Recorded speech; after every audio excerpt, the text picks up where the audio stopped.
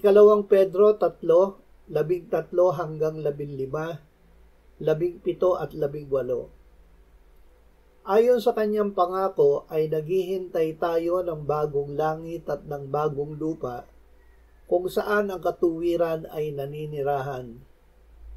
Kaya nga mga minamahal, yamang tayo'y naghihintay sa mga bagay na ito, ay pagsikapan ninyong matagpuan kayo sa kapayapaan na walang dungis at walang kapintasan sa paningin niya, at inyong ituring ang pagtitiyaga ng ating Panginoon bilang kaligtasan.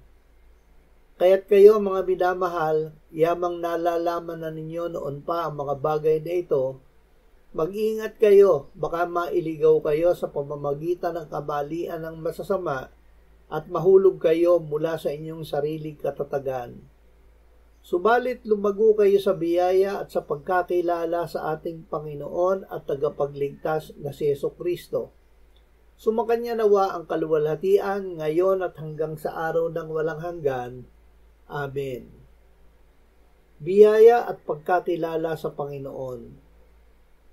Ang mananampalataya ay gaya ng halaman na itinanim ng Diyos sa kanyang grasya.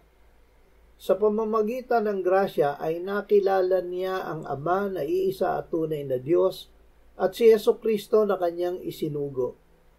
Ang grasyang kinatatayuan niya ay sariwa araw-araw.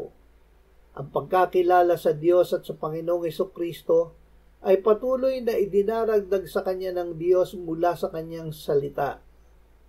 Sa araw-araw na pagtanggap natin ng salita ng Diyos, ay tinatanggap natin ang Panginoong Jesucristo upang patuloy na manahan sa ating puso.